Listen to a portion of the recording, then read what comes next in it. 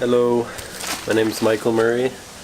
I'm a ceramic artist slash potter, and I'm gonna start making some YouTube videos just because I love making videos. I've always had an interest in videography and editing, and might as well put that to use as well. So I'm just gonna be throwing some bowls today off the hump. I'll probably throw 2 or 3 bowls just to get started as a warm-up, and then maybe if I have enough clay, this is all I have right now until I go back to school and get more. Let's see how much I have on my scale here.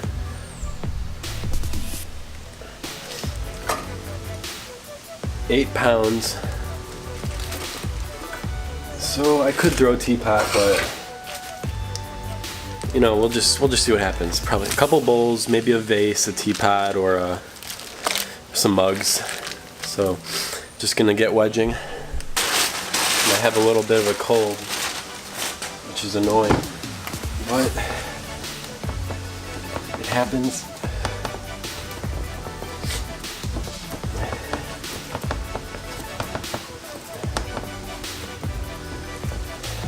This clay has been aging for a while.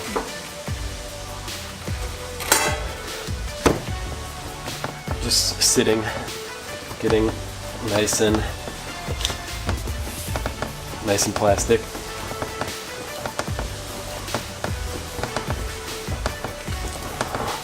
I wish I had a better wedging table. This is way too high. It's like my waist. But I'm just in the garage right now, and this is all I have is this workbench. But yeah, it's not good for the shoulders at all. You should be wedging way lower, about in between your knees and your waist. So yeah, I do this wedging technique if it's like anything under 9 pounds or 8 pounds, the ram's head.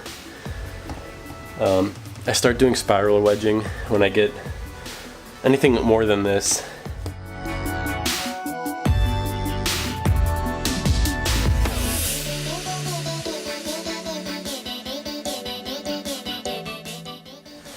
So before you even get on the wheel, you want to make sure your clay is obviously in a cylindrical form. It'll help you center it a lot easier. You don't have to fight it as much. Especially if your clay's a little stiff. This is a little stiff, so I don't want to fight it a lot.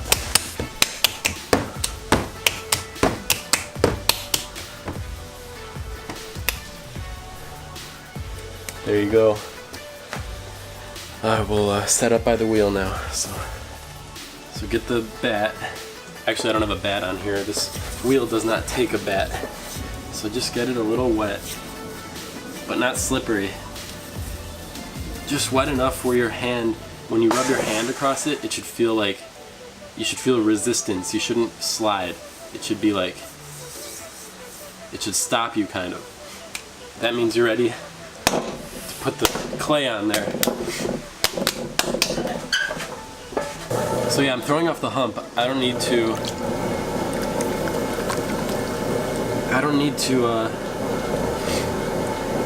focus on centering the whole portion of the clay because I'm only focusing on the top section.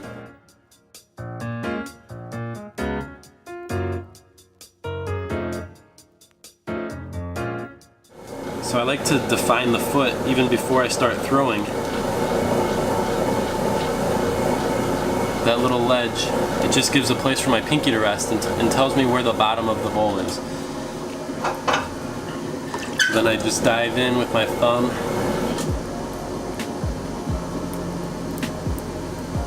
and then make that bowl shape.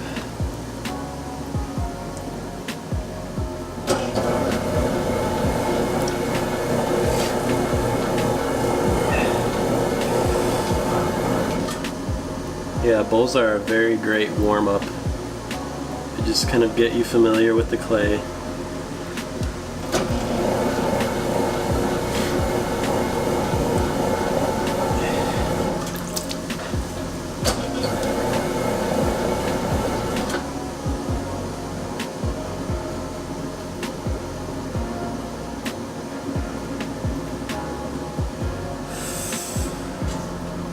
Slid a little bit too much.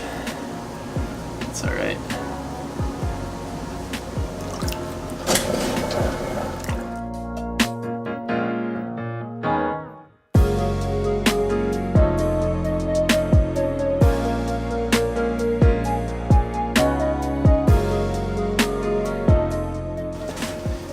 always had a habit of trying to throw as thin as I could. See, this is still a little thick on the bottom here, but I think if you throw it thin, then it saves you time later for trimming. You don't have to trim as much.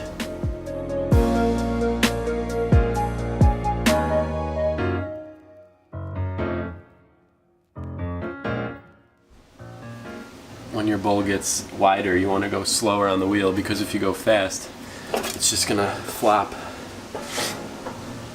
Now this is a nice wide bowl, good for noodles or whatever.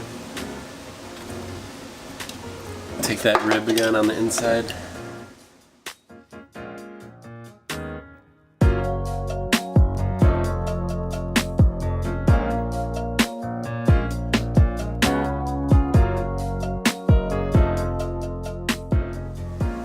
And always make sure when you're throwing off the hump to compress the bottom. And I'll show you a little secret during the trimming process. I started using this little technique when I trim everything that I throw off the hump. I compress it during the trimming phase also, and I never get a S-crack anymore once I do that. If you only compress during throwing, you'll probably get S-cracks, but if you compress while you're trimming, I guarantee your S-cracks will not be there anymore. Okay, so this is finished. Now I'm gonna take my throwing stick and make an indent where the foot is. Again, I'm going slow.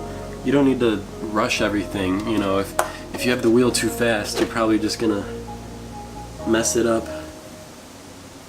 Just take it nice and slow. So now this is where my foot is. This is where the bottom of the bowl is.